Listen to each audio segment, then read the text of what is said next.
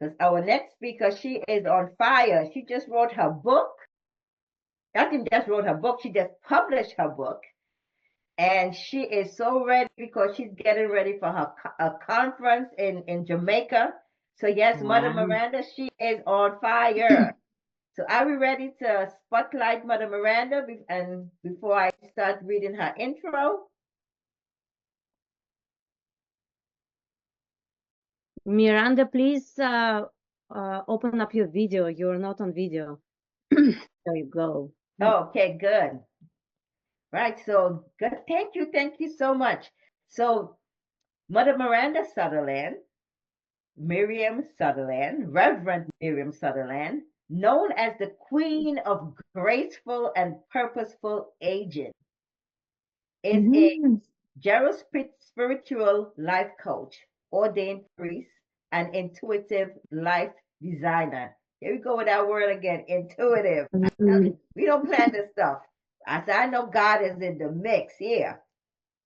With decades of experience across education, ministry, and personal development, she empowers others to live boldly, embrace aging with joy, and step into each stage of life with confidence and purpose. Mother Miranda's topic today is aging out loud. So let's bring to the stage, our virtual stage, Mother Miranda.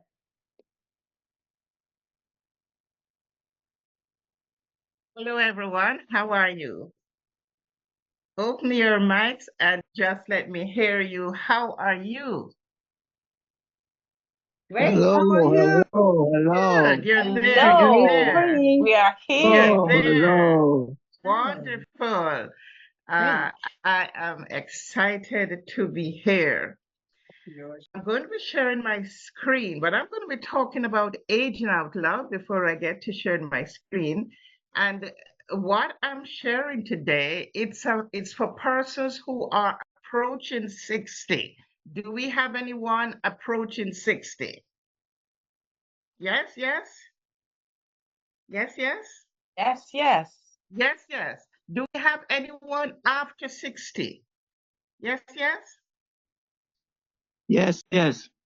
Yes, yes. Okay, it means therefore it's for all of us. The information is important because all of us are hoping to get to 80 and beyond. All of us are hoping to get to 100. And therefore, if we can become aware of some of the important matters to take into consideration from now, then that would be good. Also, if we are in the arena where we are giving care to others, we might want to pay attention to some of the information, if not all, that I'll be sharing on the screen. So it is a delight to be here with you. Let me see some hearts in the chat, as I move to share. If you are feeling as delightful as I am to be here, throw some hearts in the chat. See them going up. There I go. So that's perfect. So we're talking about what it is to age out loud. What it is to age out loud. And I'm wondering if anybody had a thought about it. You might want to just mention that. What does it mean to age out loud? What came to mind for you? Drop that in the chat.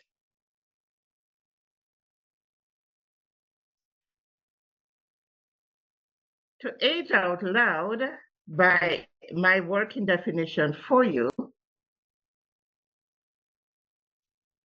is to unapologetically live visibly with a smile, speaking boldly, walking gracefully and purposefully in a world that often overlooks the 65 plus individual. And you'll hear more on that, but just hold that together. You need to be walking with shoulders up. You need to be walking, even at this age, with some tucked in, buttocks tight, and walk with a sense of purpose. no hunching, no dragging, because you are alive and well. And it's important for you to bear that in mind as you age out loud. We're talking about positive aging as we age out loud. Try to get this out of the way. Good, I put it to the bottom here. Positive aging, it's about embracing the little years with resilience, with growth and adaptability. And I hope you can find yourself reflected in some of these photographs that I have. Positive aging, it is just so important for us to understand that we are not negative people. And so many seniors tend to find themselves in that category. But I want you to know that you are at this stage with accumulated wisdom, and you need to embrace that wisdom. You need to embrace your expertise, and you need to be of the opinion that you have something to offer at all times, because over the many years, we would have learned so many things. We were talking about herbs earlier on, and I want to thank Herb for what she shared. I want to thank Dana for what she shared as well about just having that gut feeling, that intuition. In Jamaica, we have a phrase, one of our idioms, that says, young bud no storm. Young bud no storm. And it is talking about one's experience. And so we need to be confident about ourselves. I have turned 67. This is my 67th year of life. And I have asked God for 100. And therefore, I have plans for the rest of those 30 odd years. And all of us should have a plan for our lives. It's important to know that as we age out loud, we're talking about a soulful call to embrace this stage of our lives, a time of reclaimed power, purpose, and spiritual growth. And talk about embracing this stage of our lives. I want to let you know that so long as you are breathing, you have something to offer. I want to say that again. So long as you are breathing, you have something to offer. Never doubt yourself. But here is the thing. We have grown up with stereotypes. We have grown up with assumptions, and we need to break through what is called ageism, discrimination against aging. We hear it said, you're old, somebody know if you go sit down.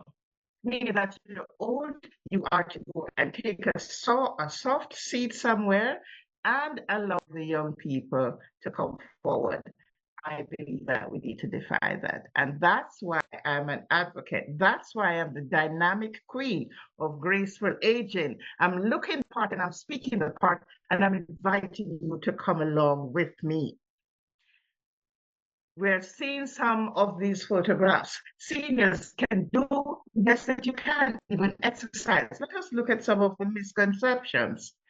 Influenced by the perception of frailty and forgetfulness, people say that we are to be neglected and to be marginalized. Of course, all of us forget our car keys sometimes. Of course, all of us have our glasses on our face sometimes and still looking for it. Of course, sometimes we have our phone in our hand and still wondering where the phone is. That is not a reason to put us on any back burner. That's not a reason for us to be disregarded and later that we do not have the experience and the ability that is required at this age of 65 and over. That's not the reason for inequitable treatment of seniors. Such misunderstandings can result in inequitable treatment, impacting seniors' quality of life and available opportunities. Because if we treat our seniors like that, and those of us who are not yet 60, I talked about those earlier on, if we don't pay attention to what happens, it's giving us a sneak preview of what is going to happen to us. Mother Miranda, can I interrupt you for a second? Your mic is going in and out, so I get sometimes it clicks in and it's crackly. So I don't know if it's with you moving. So just but try again. Because I'm moving, so I'll be still. Go ahead. I want us to therefore look on some other misconceptions. Aging equals decline. That is just the furthest from the truth.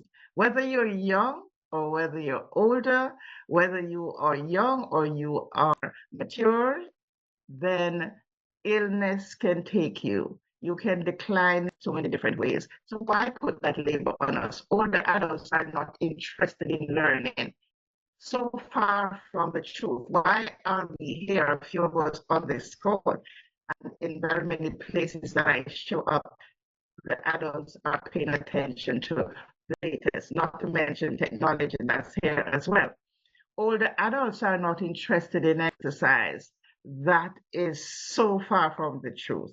Older adults are not interested in sex. I rather like that one when I did the research, and maybe those of you who are on this weekend and if you're in that older adult section, you might want to share some views on that. Boy, older adults are not interested in technology. These are misconceptions, and we need to speak against them. And that's why I'm here to do the training, and that's why I have written the book.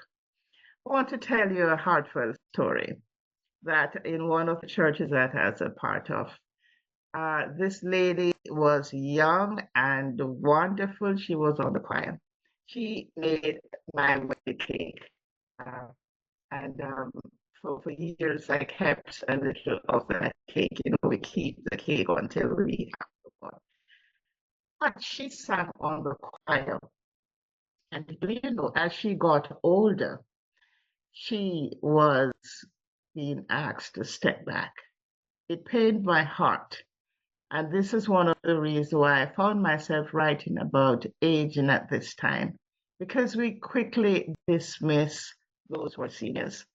And I listened to a young girl speaking to a youth, it was a male in their youth group, and they were saying, yes, it's old people, it's young people time now, it's not old people time. And she said, let me tell you about my grandmother that I live with, how she's valuable to me, how she has trained me, because my mother, she said, was abroad and she grew up with her grandmother. Well, the young man changed his mind and said he never thought of that. So yes, the challenges that seniors face, it can be health, as I said, but as well, not just seniors suffer ill health. Societal perceptions about seniors need to change, and we have to join this advocacy, this movement that I am in, to speak against that so that we can ensure that we're treated with the dignity, so that we can ensure that we are valued until we transition from this earth. Well, this lady decided that, oh, she's a baker, and she turned to her baking. Resilience is important. Never see yourself as being wearing a label by community, by the society, by community. So Miss Mabel, she lived authentically and boldly in the later years of her life, embracing her true self without apology. This is what we're talking about, speaking one's truth, pursuing passion and contributing to the community, embracing lifelong learning, curiosity, practicing mindfulness, and of course, exercise. So I want you to write down these sentences that are here. I remain present. I continue to have significance. I will age well and not in silence. I am aging well. Age will not silence me. I am aging well. If you take the time to write down these 4 statements, if nothing else that you walk away with, you want to pay attention to these. I remain present. I continue to have significance. I am aging without silence. In other words, age will not silence me. I am aging well. But there is more. A lot of us suffer regrets. And I want to tell you one story here. This outstanding woman in her church, owner of two lovely boutiques in New York. She was everything that everybody would want to be, and she was admired and matured woman. At 71, not hearing from her for a few days, she was found unalived in her lovely apartment. It wasn't money that she lacked, but she was suffering silently, and nobody knew. The soul ones among us need care. When I started writing this book, it started out of me looking around my church and found not just my single church, but many churches, and found so many seniors. Some are widow, some are single, never got married, and some are empty nesters. They have needs. And these are the silent needs that I fear among seniors. A lot of us are busy and busybody and active and volunteering. When we get into our homes in our quiet corners, the regrets show up. When they found her, there were signs that she was an alcoholic. That could have contributed to her passing as well. We live with regrets. In one of my workshops, one person said, I can go home now and mend the relationship, begin to mend the relationship with my mother. For years, relationships that have broken down, they wear on our hearts. As an advocate for aging out loud, they're saying these baggages need to be left behind. Aging out loud, we need to embrace our senior wisdom and expertise as well. And it is what we can do now. It is what the church can do to help us. It is how we can come together in the community and share all of this accumulated wisdom so that the community can be better, so that we can impact the next generation, so that we can feel a part, so that we can feel that we are not with the stereotype descriptions that we saw earlier on, and we can feel alive and well. Digital flow training is what I offer as well. Tools to combat ageism. Shift your perspective on aging. A renewed sense of purpose when you enter my workshops. One lady said, I didn't realize it would have been so positive. I didn't realize it would have been so positive. It's all about positive aging. We have earned our position, whether we have gray hair or not, whether we want to put different colors in our hair or not, whether we want to wear short sleeve or we want to wear tights. We have earned this position. And spiritual encouragement is what I offer because I'm here to say to us that aging is just the next stage in life before we get to that final stage of going back home. God looked on this earth and said, I need to bring you on this earth because you are worthy to be on this earth. So I will bring you in as a baby with the knowledge that you're not going to stay here forever. So we don't have to fear when it comes to the age when we need to go back to God. For those of us who believe that way are passing through. And where we are now, we are at this stage, and there are requirements to see us through that. So I invite you to pay attention to what I offer here, and there will be some gifts that will be given to you later on. To age out loud is to say, I will not be silent. I will not shrink. I will not age with courage. I will age with courage, with clarity, and with conviction. I will age with God, and I will age out. So today we have some giveaways for you.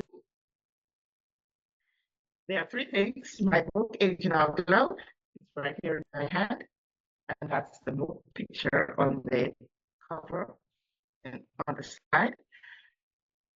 I will be offering the introduction of the book because it's valuable information to set the tone for the book. I will offer you also a 4-page commitment quiz that is in the book. Very, very important to help where you are. So come and get it by contacting me at email address info.mirandaspeaks@gmail.com. When you write for this, you will also be getting an offer to attend my half-day workshop, and you who have written for this free gift will be getting 50% on the cost of that training. It's my pleasure to be invited here. Thank you very much to Diane. Thank you very much to Olga for allowing this space. And I could not be speaking alone on a Zoom call today. I only do that when I'm practicing. Because you have showed up, I am eternally grateful for that. And I look forward to the journey that we will have together in the future. I want to thank you so much for showing up. And so let me take you to my thank you slide. There you are. Thank you very much. info.mirandaspeaks@gmail.com is where you find me. God bless you.